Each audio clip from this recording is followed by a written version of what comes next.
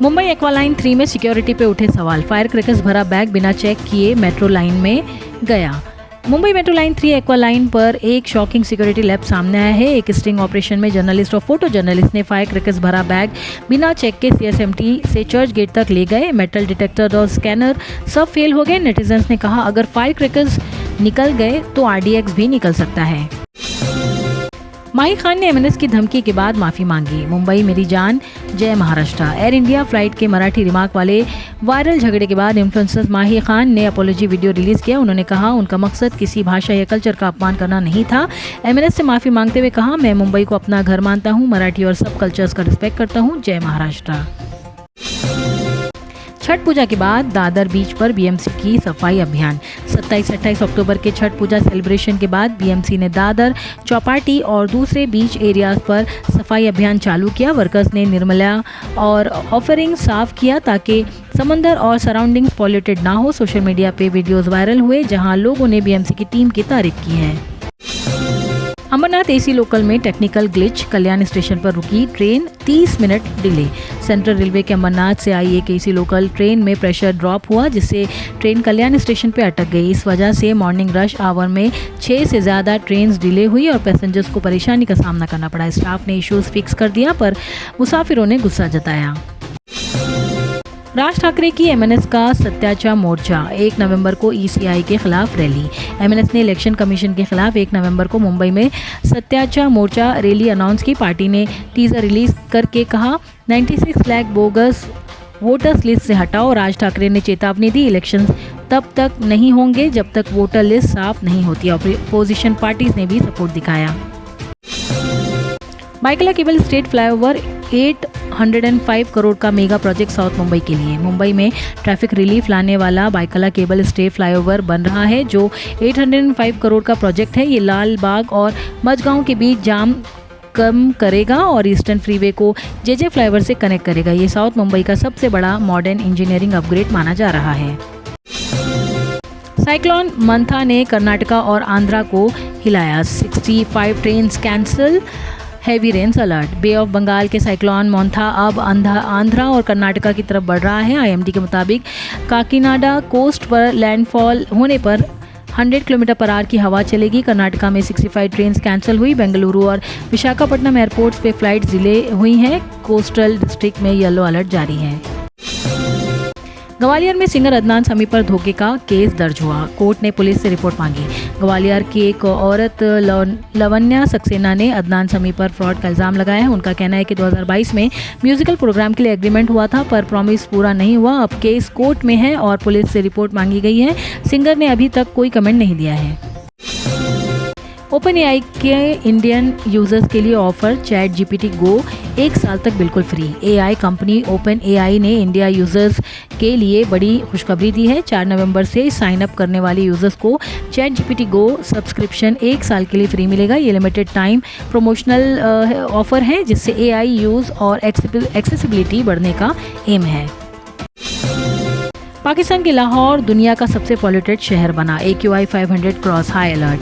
पाकिस्तान के लाहौर में स्मोक ने हालत ख़राब कर दिया है। AQI 312 तक पहुंच गया है जो WHO स्टैंडर्ड से 25 गुना ज़्यादा है। एयर क्वालिटी इतनी ख़राब है कि कुछ इलाके में स्कूल्स बंद और हेल्थ अलर्ट जारी कर दिया गया है। लोगों को घर से कम निकलने की सलाह भी दी गई है।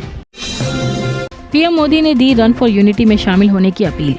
पीएम नरेंद्र मोदी ने 31 अक्टूबर को होने वाली रन फॉर यूनिटी इवेंट में लोगों से भागीदारी की अपील की है। ये इवेंट सरदार वल्लभ भाई पटेल के बर्थ एनिवर्सरी पर नेशनल यूनिटी को सेलिब्रेट करेगा।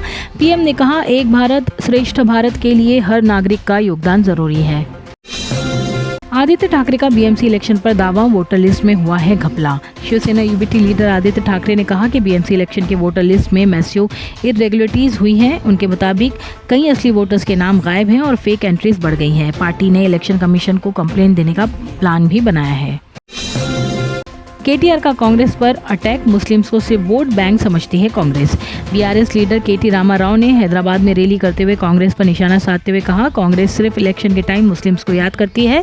उन्होंने कहा तेलंगाना में उनके वादे जैसे माइनॉरिटी डिक्लेरेशन और इमाम्स ऑनरेरियम सब अधूरे रह गए हैं। सुप्रीम कोर्ट ने संभल हिंसा के 3 आरोपियों को बेल दे दी।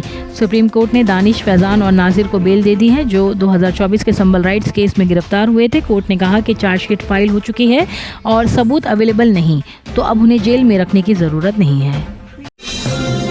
गाजा में इंसानियत का कत्लेआम, फिलिस्तीनियन एनवॉय का सख्त बयान। न्यू दिल्ली में फिलिस्तीनियन एम्बेसडर अब्दुल्ला अबू शावेस ने कहा, गाजा में जो हो रहा है वो जंग नहीं, एक बाकायदा वेल प्लान्ड डील है।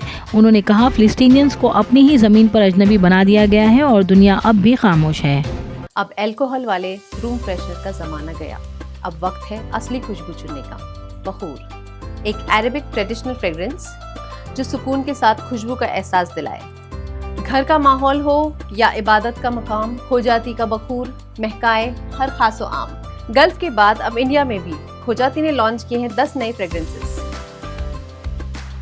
मलेशिया में ट्रंप का ढोल डांस वायरल, पीस की बात करने वाले प्रेसिडेंट का नया अंदाज। डोनाल्ड ट्रंप मलेशिया में ASEAN समिट के लिए पहुंचे और एयरपोर्ट पर ट्रेडिशनल वेलकम मिला। जब डांसर्स ने ढोल बजाया, ट्रंप खुद नाचने लग गए। लोगों ने सोशल मीडिया पर कहा, जो खुद को पीस एक्सपर्ट बताता है वो गाजा के बच्चों के दर्द से इतना बेपरवाह कैसे हो सकता है। गाजा के लिए सऊदी अरेबिया का इंसानी मिशन, किंग सलमान रिलीफ की 70+ फ्लाइट्स ने पहुंचाई मदद। फिलिस्तीनियन PM मोहम्मद मुस्तफ़ा ने कहा, सऊदी अरेबिया ने गाज़ा के लोगों के लिए बुनियादी और फैसला कुन रोल निभाया।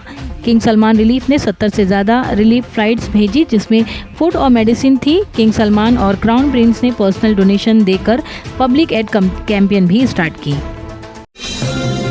आर माधवन की नई फिल्म GDN का टीजर आउट, एक नए लेजेंड की कहानी। आर माधवन अपनी नेक्स्ट फिल्म GDN में इंडियन इन्वेंटर GD नायडू का रोल प्ले कर रहे हैं। टीजर रिलीज होते ही फैंस ने उन्हें इंडियाज़ टेस्ला कहा। फिल्म का थीम इनोवेशन और देशभक्ति दोनों को सेलिब्रेट करेगा।